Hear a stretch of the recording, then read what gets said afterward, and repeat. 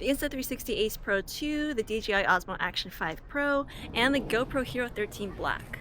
All of these action cameras were recently released, so it begs the question, which of these is the best action camera for vlogging? In this video, I'll walk you through the pros and cons of each of these cameras. And I'll also include lots of sample footage and walk you through image and audio quality comparisons in bright light and low light, battery life and overheating comparisons, and other unique quality of life features that each camera has to offer. But before we get started, let me disclose that all of these cameras were sent to me by their respective brands. But this video is not sponsored by any of the camera brands. They're not paying me to say anything, and none of them are reviewing this video before it goes live. Instead, this video is supported by you guys. So if you find this video helpful, please consider using my affiliate links below to help support the channel. So if I'm not being paid to do this video, why am I making it? Well, I've been filming travel vlogs with an action camera since I started making YouTube videos with the GoPro Hero 7 Black. And I genuinely want to know which of these is the best action camera for vlogging and capturing my kids' crazy antics. Let's start with the newest action camera here, the Insta360 Ace Pro 2.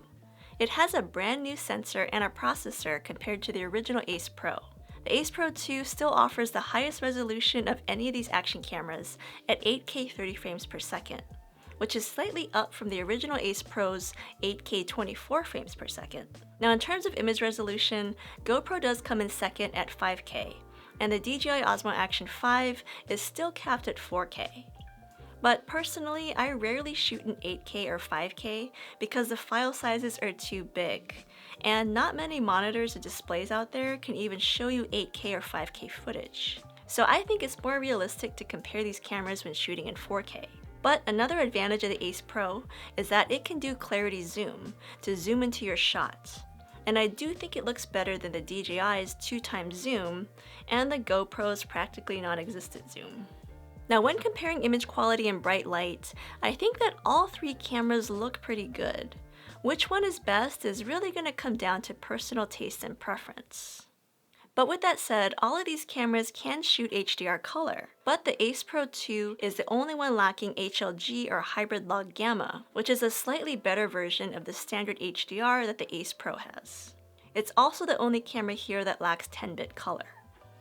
But the Ace Pro 2 does finally have log color. Now log is best for being able to color grade or add LUTs to your footage in post-production. But one cool feature that only the DJI Osmo Action 5 Pro has is color recovery, which displays log footage as color graded in camera to help you compose your shots. But the output is still flat, so you will still need to color grade that footage in post-production. Now back to the Ace Pro 2. The Ace Pro 2 also has timecode, dashcam mode, and a removable front lens. All of these things are lacking on the original Ace Pro, but these are just the main highlights that I think are important. If you want to learn about all 17 upgrades that the Ace Pro 2 has, then check out my dedicated video, linked below. But the Ace Pro 2 also has a lot of unique features that set it apart from the GoPro and the DJI, but they're also present on the original Ace Pro. These are features like the flip touchscreen, which ends up being the largest selfie screen of the bunch, face priority metering for keeping your face properly exposed or bright when the lighting conditions change, and usability features like pause and cancel recording in camera, and also using hand gestures to control the camera from afar. The Ace Pro 2 and the original Ace Pro also have a bunch of in-camera filters to modify the colors in camera. These range from vivid, film, and portrait filters, and also exclusive filters that were co-engineered with Leica, a high-end camera brand. Now GoPro has a couple of color choices, natural and vibrant, while the DJI has no color filter options in camera. To me, what really sets the Ace Pro 2 apart from the original Ace Pro is the upgraded image and audio quality, thanks to the new sensor and processor. Where we really start to see the new sensor and processor shine is when shooting in low light. The Ace Pro 2 even has a new Pure Video Plus low light shooting mode, and I think the Ace Pro 2 comfortably takes the title of best low light action camera. Although the Action 5 still does look pretty good, but I think the Action 5's low light mode tends to be over sharpened.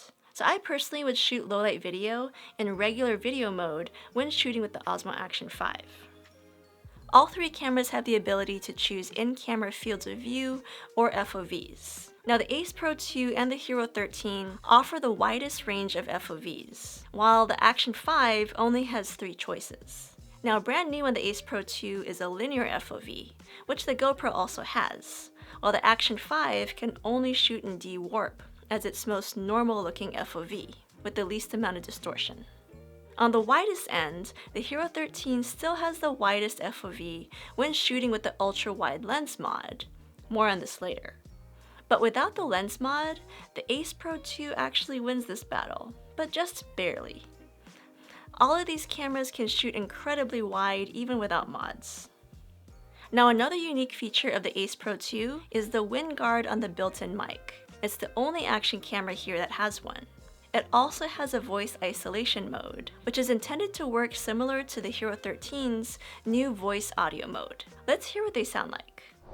This is an audio test of all 3 action cameras using their built-in microphones. This is what it sounds like. This is an audio test of all 3 action cameras using their built-in microphones. This is what it sounds like.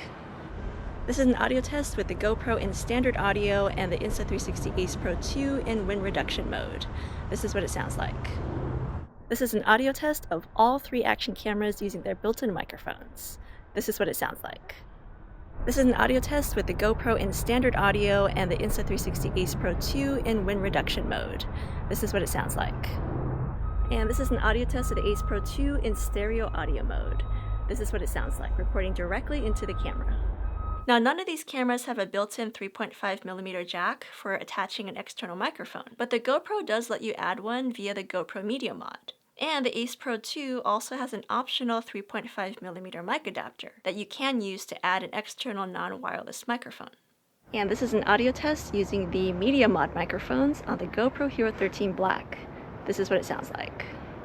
All of these cameras do have the ability to connect to a wireless Bluetooth microphone, like the DJI Mic 2. But the DJI Osmo Action 5 is the only one that lets you connect 2 transmitters at once. And it's the only one that allows for simultaneous internal recording.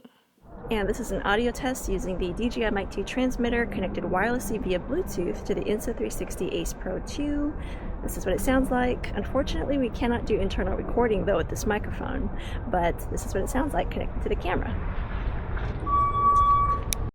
Now we have the DJI Mic 2 transmitter connected wirelessly via Bluetooth to the GoPro Hero 13 Black. So this is what it sounds like. Again, we cannot do internal recording when connected to the GoPro, but with this next camera, we can. Finally, this is an audio test of the DJI Mic 2 transmitter connected wirelessly via Bluetooth to the DJI Osmo Action 5 Pro. And this is the only camera of the bunch that we can do internal recording to our transmitters as well. So here's what it sounds like, recording directly to the transmitter. Now moving on to the GoPro Hero 13 Black. It has the second highest resolution at 5K, and the best super slow motion resolution of 2.7K 240 frames per second.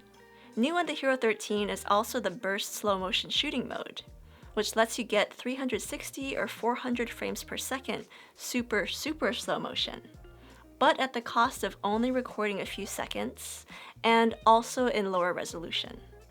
Now the DJI Action 5 also comes with a similar feature that is less restrictive, but it does the slow-mo processing in camera, and this can take a long time to do. But personally, I think one of the GoPro Hero 13's best features is the new magnetic quick release, which is finally making its debut on GoPro for the first time. I like it because it can attach to the camera mount in either direction, while the other cameras here have to be facing a specific direction to be mounted. Plus, the GoPro magnetic mount also includes a 1/4-20 hole and the GoPro folding fingers, while the other cameras only have the magnetic mount. But by far the most unique offerings of the Hero 13 are the brand new interchangeable lenses, the ultra-wide, the macro, the anamorphic, and also the ND filters, all of which have auto-detect, so the camera settings are automatically adjusted when the lenses or filters are attached. These are all unique to GoPro and not available on the DJI or the Insta360 cameras. But all of these new lenses and filters, and also the upgraded Enduro battery, are not backwards compatible. which is frustrating. Especially the battery, because the Ace Pro 2 and the Action 5 also got new batteries, and they happen to be backwards compatible. We will talk battery life later on in this video. Next, let's talk about the DJI Osmo Action 5 Pro. Now, unlike the Hero 13, it did get a new sensor compared to the Action 4, and the image quality is somewhat upgraded. I think the dynamic range is definitely improved, but I really dislike the HDR-like effect that you now get when shooting in normal color mode. This color effect doesn't kick in all the time. Like, I mainly see it happen in high contrast lighting scenarios, but I'm really not a fan when I happen to see it. But other than that, the Action 5 Pro gets quite a few new usability features that you don't get on the Insta or the GoPro. These are things like built-in storage, so you don't have to use a memory card anymore. A new subject tracking mode to auto-crop the video to always keep the subject in the center. A built-in pressure gauge, and also the ability to connect two DJI Mic 2 transmitters at the same time, while also enabling onboard recording. Also, thanks to its new backwards compatible battery, the Action 5 has the longest battery life of any of these cameras. On average, I found that it ran continuously for about 2.5 hours when shooting in 4K 30, and it never once overheated. For the record, the Ace Pro 2 also never overheated, only the GoPro did once. But both the Ace Pro 2 and the Action 5 batteries do support fast charging, while the GoPro sadly still does not. So in conclusion, who has the best action camera right now? I really think you can't go wrong with any of these cameras. They all perform really well, and which one is best for you is really going to come down to personal preference. As an example, my partner Martin still prefers the GoPro for its image quality, and also the new interchangeable lenses. On the other hand, I'm still swaying towards the DJI Action 5, mainly because I value that built-in storage, as well as the ability to wirelessly connect to two DJI Mic 2 transmitters. I also shoot a lot with the DJI Pocket 3 still, so being able to shoot in D-Log M on both cameras means that I can match the footage in post-production pretty well. So those are my preferences, but you guys let me know which one of these is your favorite action camera. Let me know in the comments down below. And also stay tuned because I've got best settings guides for each of these cameras coming out soon, plus dedicated reviews of each camera. And I'll have all of those videos linked below. Thank you so much for watching, and I will see you in the next video.